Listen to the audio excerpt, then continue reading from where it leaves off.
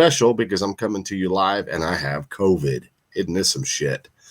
I feel like hammered dog poop. I can't help it. So if my voice sounds a little off, it is what it is. You guys deal with it. But anyway, let's go on and give a little shout out to all of our sponsors real quick. First and foremost is Urban Rides Magazine. Urban Rides Magazine on Facebook or urbanridesmagazine.com, and you can get you a digital subscription. If I'm not mistaken, it's still free. And then you can purchase the hard prints on the website as also. But go check them out on urbanridesmagazine.com or Urban Rides on Facebook. Next up is our good friends over at Squealing Pigs Audio. That's Mr. Lonnie Rebels. And if anybody can get a hold of Lonnie, please have Lonnie call me. I really need to get a hold of him. If you're looking for a kick-ass stereo system, a mild stereo system, or just a complete balls-out competition grade system, Lonnie Rebels in Baytown, Texas at Squealing Pigs Audio is the guy to go to. Next up is our good friends over at Level Up Audio Towers. Level Up Audio Towers is basically a stereo PA sound system in a trailer, fully self-contained. You don't need anything but the trailer, and it is awesome. Check them out on Facebook at Level Up Audio Towers. Next is our good friends over at Trulers, Trulers.com or Trulers on Facebook. If you're laying out some badass paint work, which the girl we're interviewing tonight does this type of stuff, you know Trulers is made so you can lay all of your line work out, keep everything straight, keep everything symmetrical, keep everything even. You got to go talk to Jack at Trulers.com or Trulers on Facebook and get you one of his kits. They are freaking awesome. Next up is, okay, so here we go. Let's just do these three real quick. Ready? Let's go.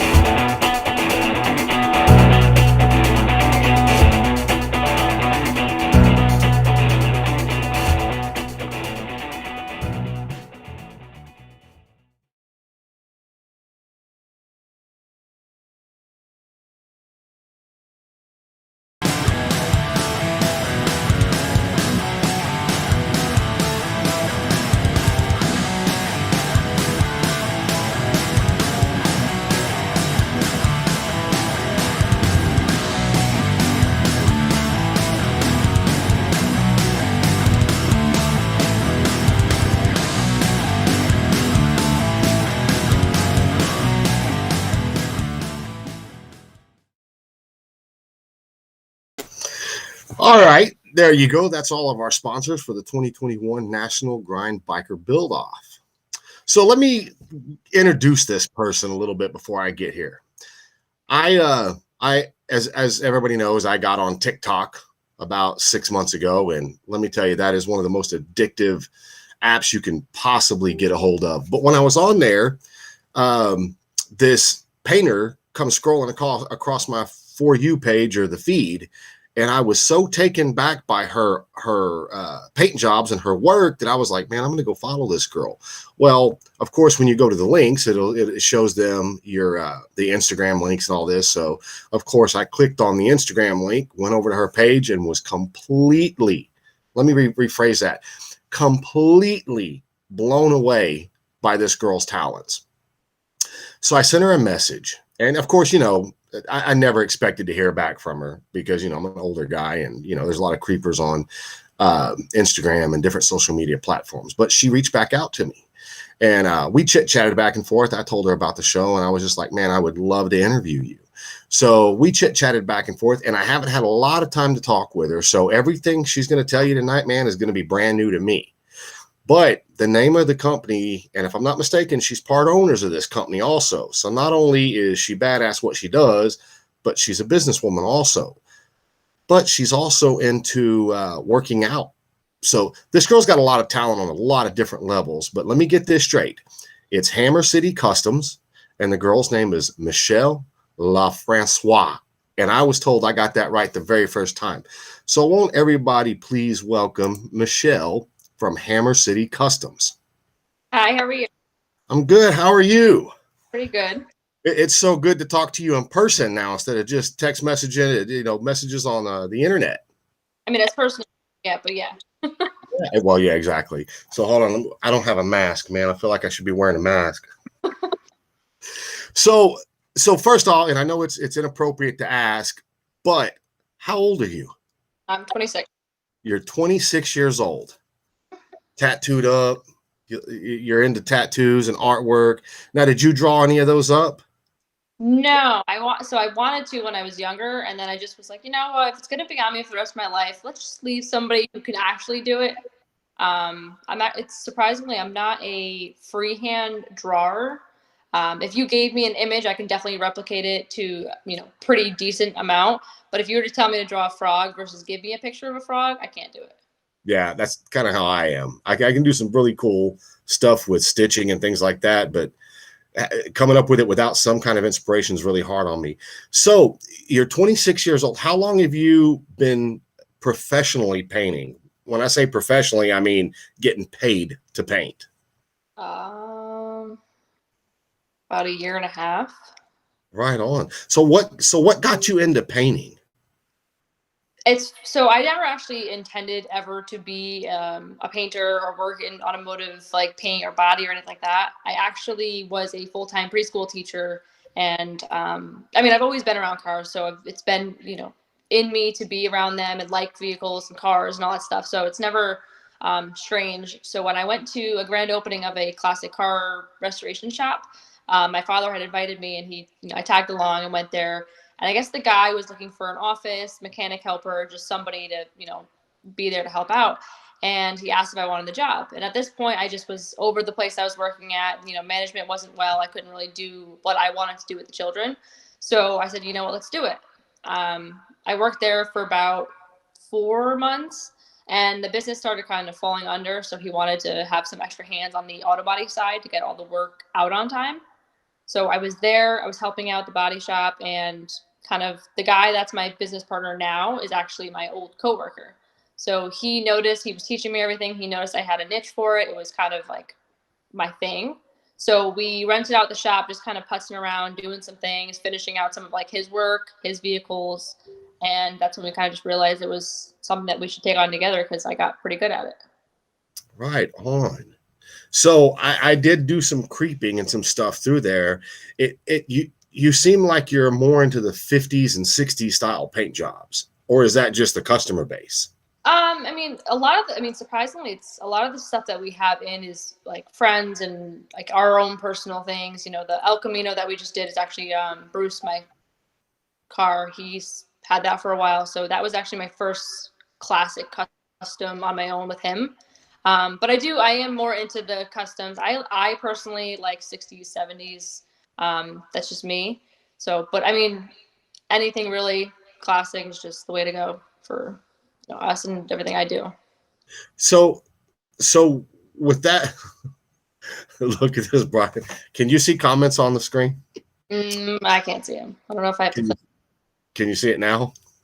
No. Okay, that's fine, because they're like, look, Kevin's smitten. I am smitten. She's beautiful. She's talented. She's young. I'm not used to your generation. Someone in their 20s having the gumption and the drive and the just get up and do it. That's amazing to me. That's so awesome. But what gets me is when I see your style of work and then I found out your age, I'm like, well, you've been wrenching on stuff with your dad like your whole life. I mean, you got to have like 20 brothers, and they're all beating on you all the time and all this. Huh? I only have one. One brother. Is he into automotive stuff also? Not really, no. I mean, I was kind of a tomboy growing up, just mainly because I was a daddy's girl. I just was always with him, hanging out. I would rather do that. So since I was little, it was always kind of in me to hang out with him, and he's had classic cars since I can remember. Yeah. Um, I actually remember, so I still have it in our shop. He made me a custom bar stool, a motorized bar stool, back when I was like 5, and I actually have it in my shop now. Oh, that's Like, awesome. 20 years later. But yeah, I've always been around him. He's had classic cars.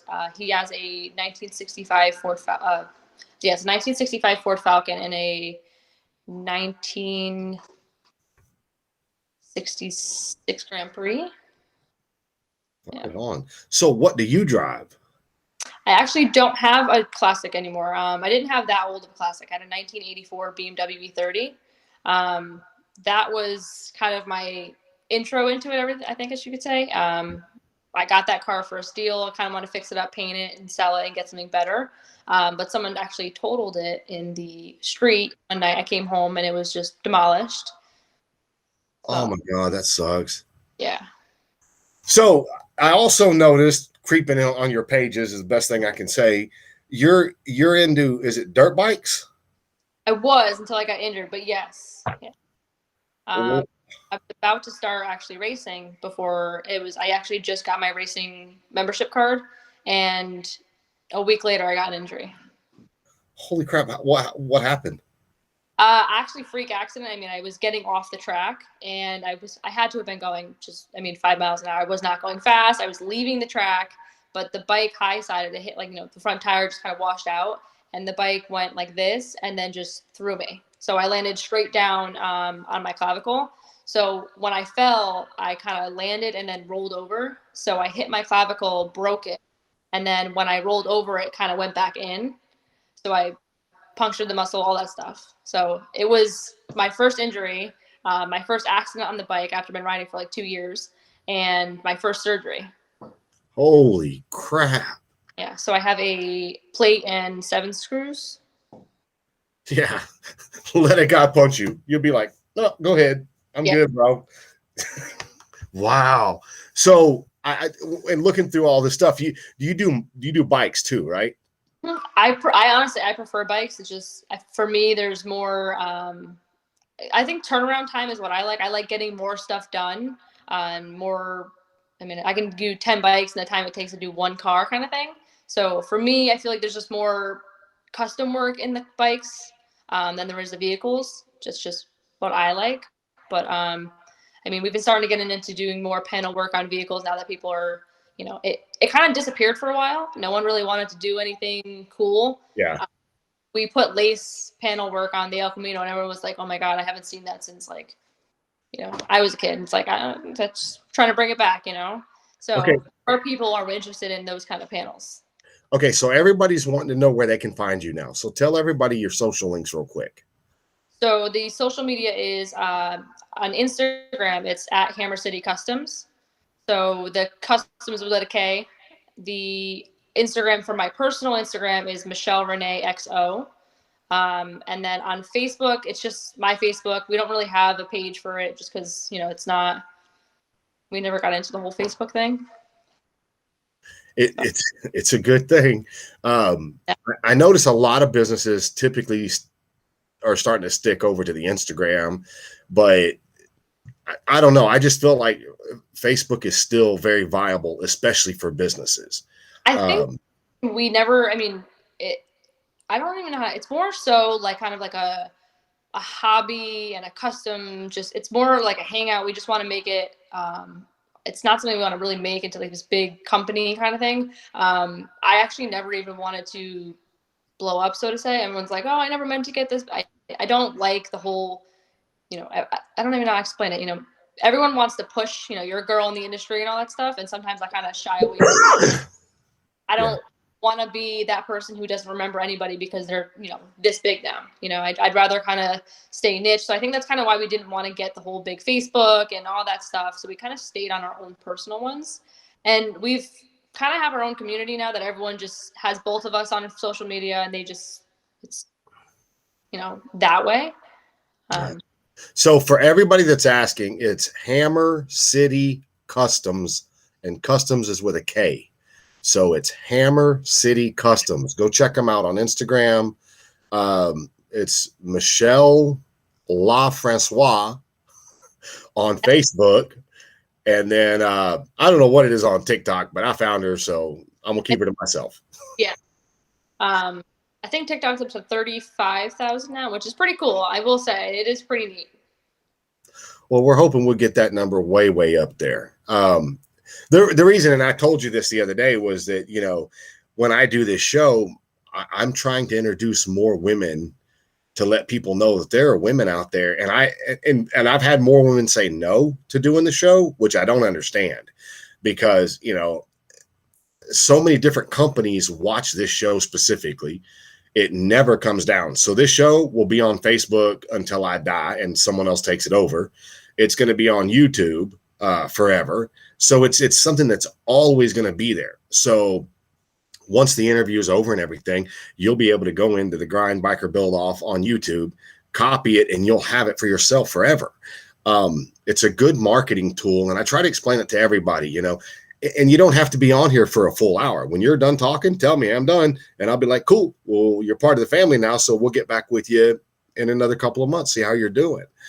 But I really think it's cool as shit that you do what you do because of your age and your gender. The fact that you're a girl in a male dominant world and you're actually like, you're the owner or part owner, and it's all self-taught, self-motivated. It's just amazing to me. I think it's cool as shit.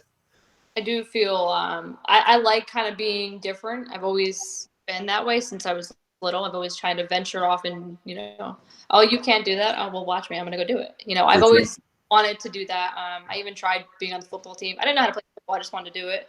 You know, so trying to be, you know, different and into the non-norm is definitely something that's normal for me. Yeah.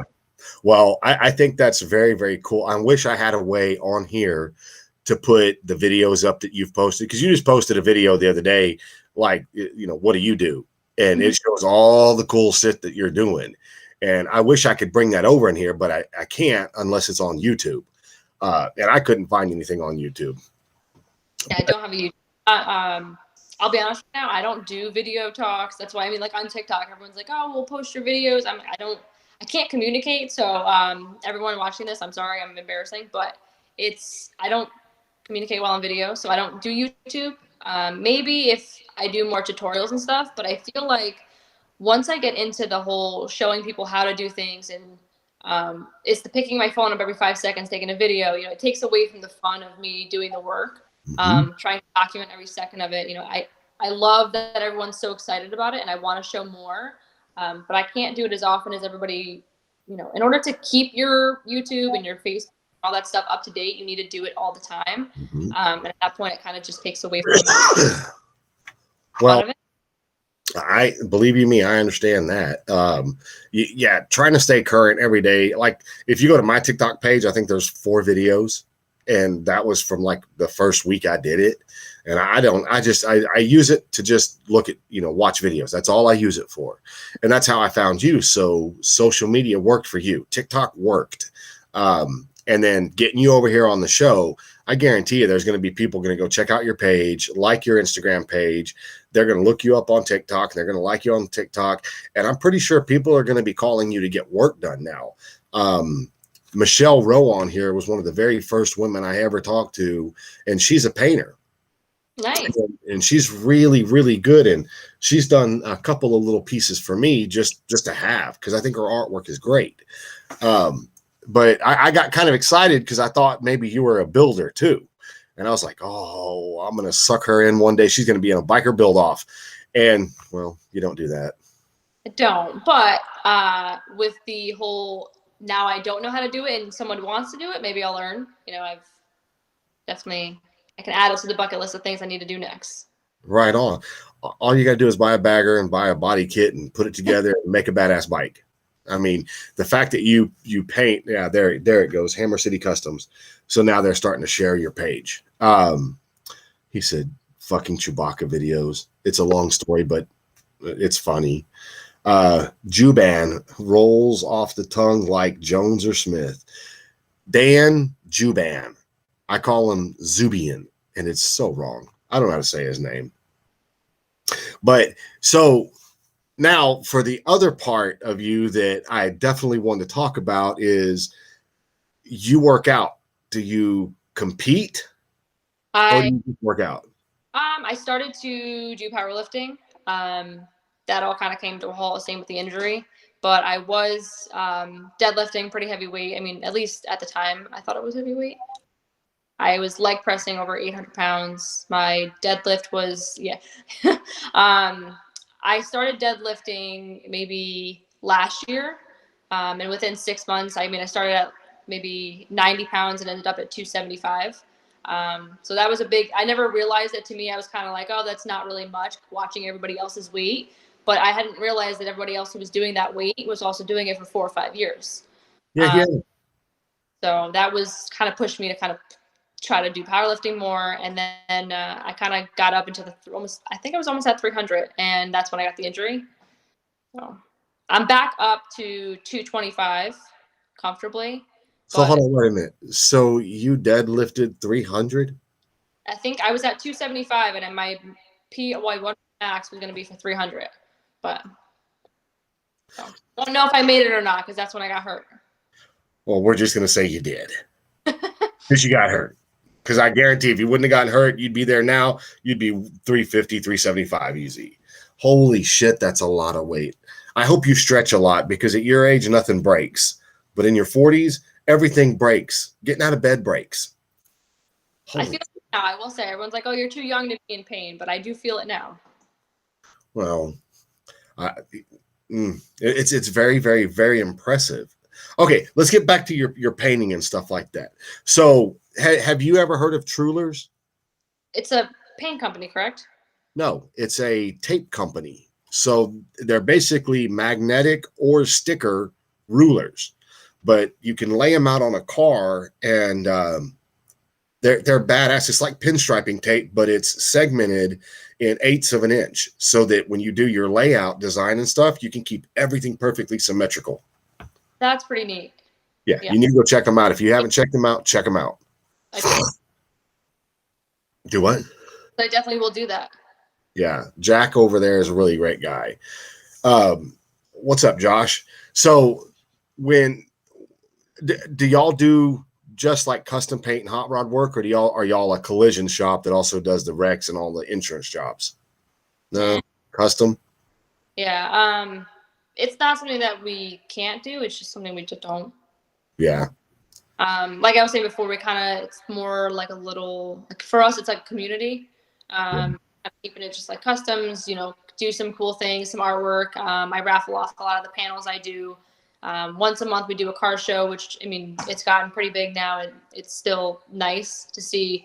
I did 2 custom panels. I think they were in the video that you saw when I said, like, what do I do? Mm-hmm. Those in there, we raffled those off. Somebody won a 50-50 and won the raffle. So that was pretty nice. But a lot of the stuff we do is kind of just custom paint, panel work, motorcycle things. I did get a couple of the half tanks for like the artwork walls and stuff. Mm-hmm. So those will be doing pretty soon. Well, I know one thing that's really cool, and I'm giving you a hint, is if you'll go to a Hobby Lobby or something similar to that, Pottery Barn, and buy the clock kits. You know what I'm talking about? Yeah. Buy the clock kit, go buy some old beat up gas tanks, metal finish them, work them, whatever you want to do, paint them, pop a hole in and install that clock kit on the gas tank half, put a tab on the inside of it. And my best friend got me one for my 50th birthday, and he painted it and he did all that himself. And it's the coolest thing, because the color he painted it matches my bathroom perfectly, and I didn't have a clock in my bathroom. So now I've got a Harley Davidson 50th anniversary gas tank hanging up above my closet door, and it's fucking perfect. And I was thinking, man, how many gas tanks could be out there? You get a die grinder, cut the thing in half, and you can make money doing that. So I mean, not a bad idea. Thank you for the idea, but I feel like if I do one, the first one I'm going to do, I'll probably send out to you. So really, it'll hang right here in my shop. All right. But yeah, I think that would be kick ass. But it's just, to me, it's a cool way to make money, and it's a cool way to get your work out there and actually do something that's cool, because people would want that, you know? I don't want to cut you off. I'm gonna go grab a charger because I don't want to end this right now. So. Okay. Okay. Okay. So for all of these messages, oh, we fell. I'm feeling okay. I'm really tired. I'm really sore. I don't know why, but my symptoms are my back is really sore. Um, I'm praying to God that this isn't going to get bad and I'm not going to have any issues with breathing and stuff like that. I will tell you guys this, man. Y'all need to keep Brad Konar in your prayers. Dude is fighting it hardcore right now. So keep Brad Konar in your prayers. All right, you back? I'm back. I might have to hold it for a couple minutes because the charger won't stay up, but I'm here. That's dedication right there. He's going to hold the phone so we can keep on talking. So I usually like to interview people in their shops so that you can get a feel for their shop, where they're at. So you're just going to have to tell us, where are you guys located at? We're in Central Connecticut. So I don't know where everyone is from, but like New Haven County. So how would people reach you? Like, do you have a website or do y'all just do the social media? Honestly, it's pretty much just social media. The Hammer City Customs page is probably the better way. Yeah. I think the Hammer City is at like 700. I think something like that follows right now, and I think my personal is at like 4,000. So it's definitely a little bit easier to get to the Hammer City one. Well, I know. I think that a lot of the grind followers are going to go over to you and start following you. It's just a good community of people and bike builders and stuff like that. And if there's anybody in, the Connecticut area, maybe looking for a secondary painter or just somebody brand new to paint for them. I mean, you may end up getting more bikes. You may end up getting some cars. I don't really know. But whatever we can get you and bring to you is going to be awesome, because that's what I do this for, is to build up industry insiders and people. Well, I appreciate it. I scrolled down. I did notice a couple people were following us. So that's cool already. I want to share your link as well and get feedback for you, because it's pretty awesome to even be here. Like I said, I mean, I normally don't answer a lot of, like you said before, I'm going to answer this random message. And I will be honest, a lot of just weird comments and just things I just avoid answering. But I am happy that I ended up answering your message, and I'm here now. Well, I think it's really cool that you did, because I've sent probably 3 other female painters, and they don't even reply, and I'm just like, well, that's cool. I mean, I wish there was a way I could share all the information so they'd understand I'm not a creeper. I'm just trying to get your business out there to all these other people. That's all I'm really trying to do. Well, I appreciate you reaching out and having me here right now. Right on. So what are some charitable things, if any charitable things, you guys do or you're associated with? Honestly, I mean, we kind of do a lot of just going out and sponsoring a bunch of the local events that a lot of our friends ask us to do or whatnot. We did want to host. We wanted to have like a fundraiser, or I think it was like the animal drive, where like you drop off the cans of food for the like the rescues. Mm-hmm. We're gonna do one of those, but I think the whole COVID thing kind of screwed that up, because nobody. Unfortunately, with the whole going out, if it's not beneficial for anybody else, they really don't want to do it anymore. Yeah. Which kind of sucks. But I know October is our Halloween one, which we do a lot of donations, stuff like that. We want to do that for this one, and maybe like a Christmas one, Christmas in October. Yeah. Well, that would be kick ass. So whenever you get off of here, you can go back to your Facebook page and share this video again and put the link in there. That way, all of our people that didn't get to watch tonight, because we got a lot of people in, I want to say it's Milwaukee tonight, at a bike rally up there. So a lot of our followers aren't watching tonight because they're there partying or driving or whatever they're doing. But that way we'll have something that we can share for you to get you more publicity for that itself. Holy shit. I'm sorry. Starting to shit again. Sick? Huh? I keep forgetting you have COVID. I'm like, what, are you sick? Yeah, no shit, right? Oh yeah, honey, you're gonna fit right in with this group. Oh my God. What are you, a pussy? Suck it up, buttercup. No. But yeah, dude, and I'll tell you right now, having a female painter, I got a funny. Do you weld? So I do. I would not say I am somebody you would hire to do any welding jobs. I started learning, and apparently I got good at it quick. I actually asked a bunch of people on Facebook if they knew any schools or classes, just because I wanted to learn the more technical aspects of it. Like MIG, TIG, which one to use in certain situations, kind of thing. But I can weld. I actually attempted doing the whole dimes thing with a MIG welder. It didn't fail. I will say that. It wasn't something you're gonna put out for a resume, but So I'll give you some advice because I've been a professional welder, and I use that term loosely. Anytime you get paid to do something, that makes you a professional. Doesn't make you good at it, just makes you a professional. okay. So even like right now, I still watch YouTube videos, and there was a guy that did a video on MIG welding, and it listed all of the crap that people never do, and it gives them shitty welds. But he teaches you how to set your MIG welder up for the specific job you're doing.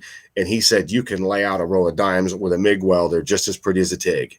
And I was like, holy shit, man, I need to go reset up my machine because apparently I'm doing it wrong. And I've been doing this stuff for 15 or 20 years now. But yeah, YouTube is a great resource for anything you want to do, whether it's paint and body work, metal work, MIG welding, TIG welding. I think you're always going to find people that are going to pick one over the other. Like I've always been told by the welders that I work with that MIG is the strongest as far as structural work goes. Stick rod welding is really, really good, but it's got its pros and cons also. But MIG is more for the pretty stuff, like putting frames together where you're going to leave all of your welds showing and stuff to that nature. I think all of them, all the welding, if it's done properly, they're all about the same to me as far as strength goes and integrity. I know MIG welding is really cool if you can get the machine set up perfectly and you get your rhythm down. But the one thing I do know is you've got to be comfortable. Whatever position you're sitting in, you have to be really comfortable with your body. And you're not going to be a great welder every single day. Everybody has an off day. When you got an off day, put the damn thing down, walk away, go do something else because it's not going to work out. I have done that, but I do definitely want to try to get more into that or just learn it a little bit more. I like having more knowledge than none. I like to at least try. If I can't do it, I'll tell somebody I can't do it. I've never been one to say, "Oh yeah, I can do that," and then fuck it up. I'm not.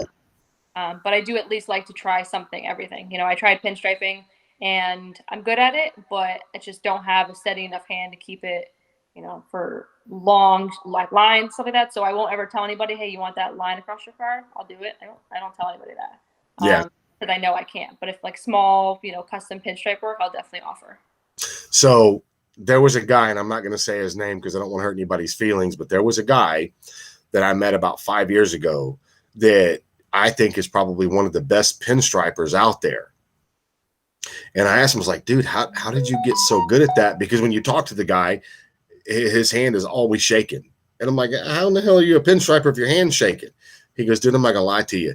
I went to O'Reilly Auto Parts and I bought up every one of their pinstriping tape kits because, it comes with a little stripe and then a big stripe below it.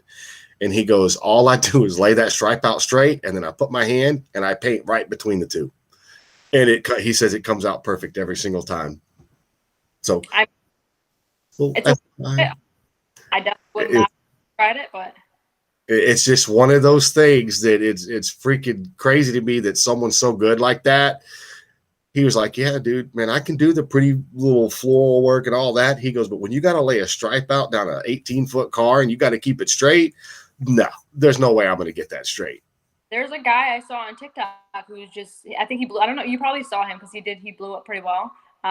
He just literally walks up to the car and immediately does the longest, like the entire strip of the car, just one straight line.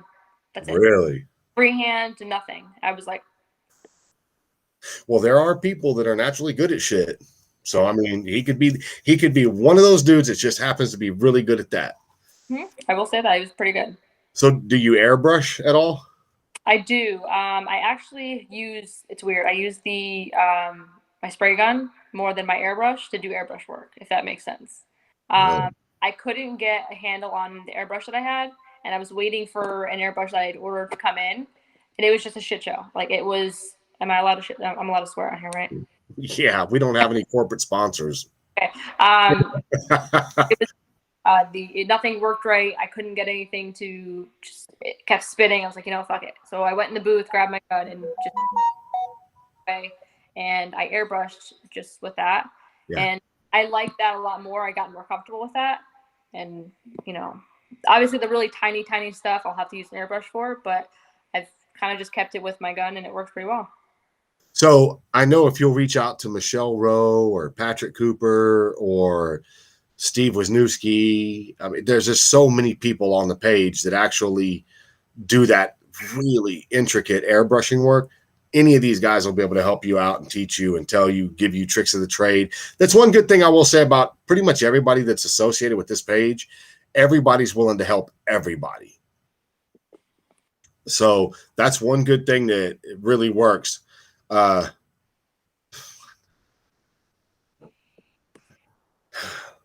ain't heard from half these motherfuckers in 6 months. You tell them you got COVID and everybody's reaching out. Oh, you're dying? Good luck. I'm dying. Yeah, right. But no. Anyway, so I know that everybody on here. So when you go back and you see this, look up certain people like Michelle Rowe. God dang, there's so many. Steve Wisniewski, Patrick Cooper. Those are just the three right off the top of my tongue. But there's so many people out there that will just be so willing to help you out and give you little tips and tricks and stuff like that. Because Patrick Cooper is probably the best portrait artist I've ever seen. Michelle Rowe is insane. I mean, like, I'm talking badass with clowns, and she's getting better at faces now. But her clowns are the shit. I'm talking badass. I haven't heard of. I mean, maybe I've seen the name, but I definitely want to check her out. Oh yeah. Well, shit.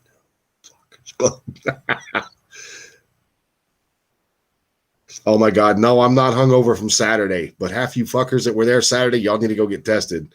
Y'all were hugging on me a lot. Oh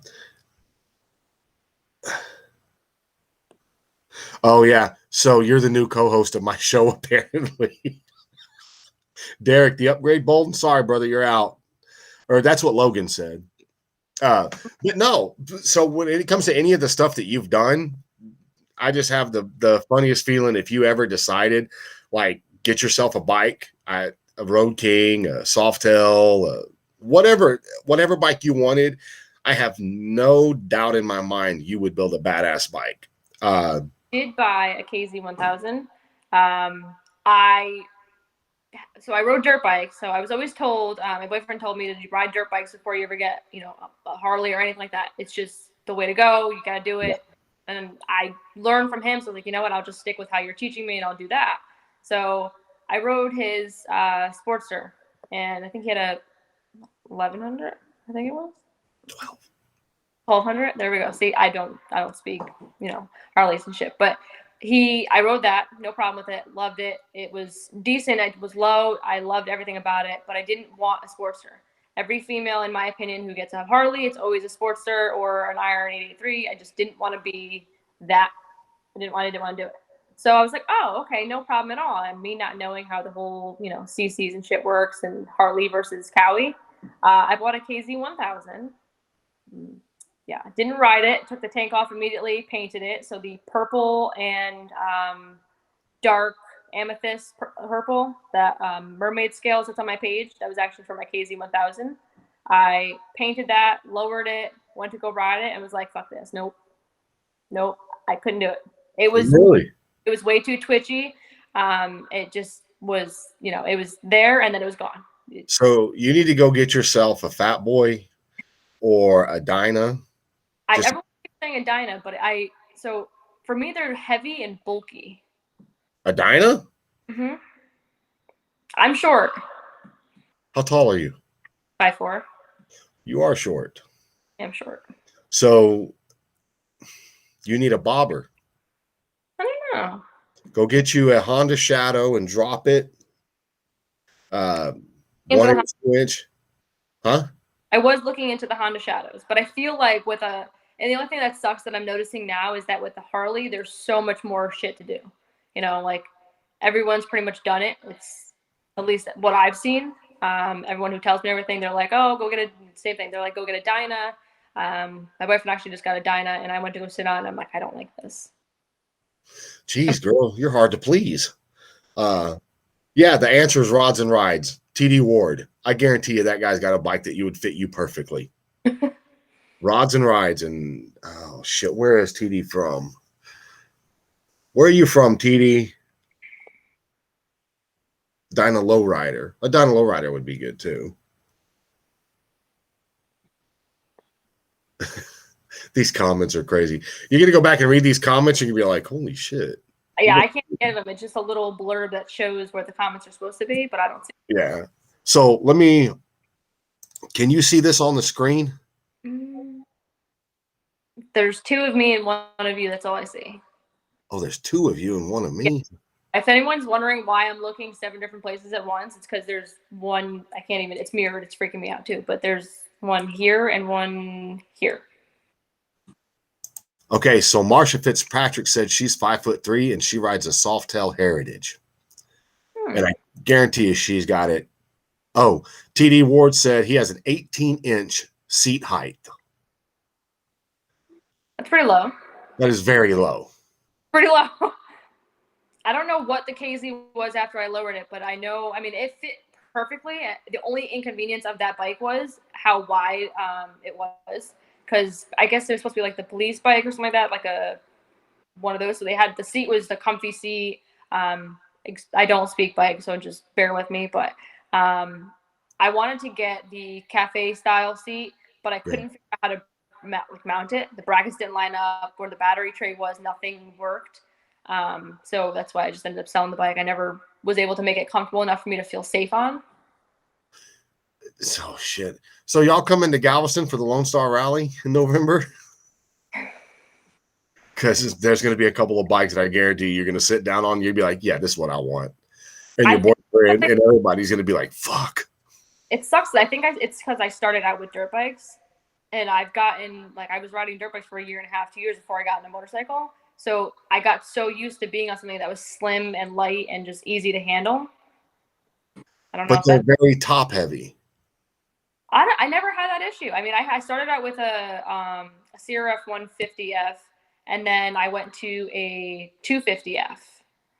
And it was pretty heavy, but it wasn't hard to maneuver. It wasn't hard to control. Granted, you're not going to move the same way on a dirt bike that you would a motorcycle, but it still felt very comfortable, and it was taller for me. I mean, I got on my tippy toes to get on it, but I think I'm just so used to the slim and lightweight. I mean, even an enduro is sometimes almost too big for me. I just don't know if it's, I feel like I just need to be a slimmer seat. I can't be sitting so wide with my legs, because then I just feel like there's much. So see, guys like me that build custom motorcycle seats, we can fix that problem for you. That's no big deal. Where were you when I had the KZ? Huh? I said, where were you when I had the KZ 1000? I was following you on TikTok, waiting for you to reply. I don't know. But believe you me, you really need to check in. Go look at TD Ward, Rods and Rides. The dude is amazing at what he does too. Everybody on here is really badass at what they do. I mean, you're going to have a lot of shit talking on here because that's what everybody does. But for the most part, everybody on here, you're going to get a lot of friend requests, I would think, and you're going to get a lot of messages, I would think. I know some of the women on here, like Marsha Fitzpatrick, she's probably going to reach out to you. Michelle Rowe's going to reach out to you. I know TD Ward's probably going to reach out to you. There's a lot of people on here that I think for one reason or another are going to want to reach out to you. All I can tell you is don't ever be afraid to do anything, because honey, you have definitely impressed me with the little bit that you do and how awesome you do it. Go to YouTube, watch the videos, and you're going to be a badass welder too. I just know you will be. But it's time to get into the motorcycles. I do. Like I said, I wanted to. I prefer doing tanks more often. That's just me. Bruce is definitely into the car. I mean, I love the classic cars and I love painting the cars. But time wise and the amount of, I guess, creativity you can put into a motorcycle tank versus a full car, For me, it's just a little bit easier, and it's easier to kind of just get them going. To do a lot of panel works and raffle off and just, get things like that. I like doing the bike tanks. I did, I think it was this guy who did a custom, he made his own like bike tank and all that stuff. And I did the body work from start to finish, the paint work, and I actually did some pinstriping around the panel that I made. And to do something start to finish like that and get it done in the amount of time it was kind of pretty neat. So it's always stuck with me to just do more of those. Right on. Well, by all means, keep going with what you're doing. I mean, you're good at it. And sometimes people they just have that in them. I think it's great. It's very odd to me, but it's great that you were a school teacher and then you jumped into the automotive world. I know as a teacher, y'all got your hands tied on so much shit. It's not even funny, but you're in something now. Now you've got complete creative reign on everything you want to do. Mm-hmm. It's different. I think I like that it's constantly changing. I'm not stuck doing the same exact thing every single time. Granted, if I have to do body work and prime and all that stuff, it's the same thing, but it's always different. It's not like I'm doing the exact same size panel, the exact same steps. It's just everything requires a little bit different. Every vehicle is different. If they don't want something done or they do, if this one doesn't need, as much body work, everything's different. I think that's what's neat is it's always changing, and I like not being stagnant. I don't like getting stuck and feeling trapped. So I do enjoy the constant change. Yeah. I can, especially with the painting, candy colors, you can do whatever you want and switch it up. I can do pink, but I can also make it darker and make it red. Yeah. So there's so much, it's endless almost. Absolutely it is. Painting is, I've never gotten into it on purpose because I have a tunnel vision mindset. And if I ever started painting, I would have to figure all of it out. I'd have to figure out mixing paints. I'd have to figure out airbrushing, line work, pinstriping. And it would just take me over. And I was like, no, I'm not going to go down that rabbit hole. I'll let someone else do that. I went down the rabbit hole. Here we are. Yeah. So what is because Uncle Bruno asked, what's the coolest car you think you've done so far? I honestly will say the El Camino that we did. We actually just got an invite to Viva East, if anyone knows what that is. I think it was Viva Las Vegas, and they made a Viva East now. We got asked to have the El Camino as part of it, which is pretty neat. I'm pretty stoked about that, but I actually had a hand in doing the panel work on the tops of the El Camino. So you'll see it's like the teal, blue on the page. We did the lace panel work on that. I did the Starburst faintings on the back panel, and I actually made a custom license plate to go along with it, which is pretty cool. But I feel like every time anybody ever, recognizes what I do, it's because of the El Camino. We'll take it to a show and we always win an award, and that's kind of what pretty fucking cool. That's the payoff. Yeah. That's the 300-pound deadlift. So like Bruce, my shop partner and like co-owner, all that stuff, he actually taught me everything I know now. I really wouldn't be here if it wasn't for him, or even, I wouldn't be here for the first job. I have to say that, but if everything I know now is basically because of him. So the El Camino is his personal vehicle, and he's been making custom shit for I don't know how long. He's been doing it for a while. He's made some pretty badass shit that he's gotten to the point where he's already had his hurrah. So when we go to car shows, he won't even enter it in because he's like, like nothing. But like when we do enter it in, we get an award. I'm like, fuck yeah, dude! Like that's awesome. He's like, like for him, it's like, and I'm like, that's cool. Yeah. So he really likes the fact that I can have my hurrah now. He had his time, and he kind of wants to push it on me. Like he wants me to do the cool shit now. And I will say I'm grateful that he's given me everything I've known now. I do want to do more. I started out doing full cars. You can see on the timeline things start to change. Yeah. I've only done 3 full cars. My first full car paint job, I was like crying looking at it. You can't, like, from start to finish, I've done full primer jobs, I've done full clear, and I've done full paint, but I never did one start to finish until like 4 cars ago. And I just watched it pull out of the shop, and I'm like, what the fuck? Like, I did that? Yeah. So that's the recognition. They're all pretty cool and awesome to see, but the El Camino is definitely probably one of them. So you were talking about Viva Las Vegas. Mm-hmm. So have you ever seen a documentary on that? I haven't. No, but this is my first time even hearing about it. He's like, oh, we got asked to go to Viva East. I'm like, what's that? Okay, so you have to go watch the documentary, and I don't think that it's on the show itself. I think it's on the people. So you're gonna have to look around. I want to say if you look around for Ed Big Daddy Roth, there's a documentary on him, and then how after you watch a documentary, it'll give you suggestions, and it's down there is one of those. And there's a couple of guys from that documentary that I actually follow on TikTok and Instagram because it's just a cool culture. Mm-hmm. And it just seems like you fit in that culture.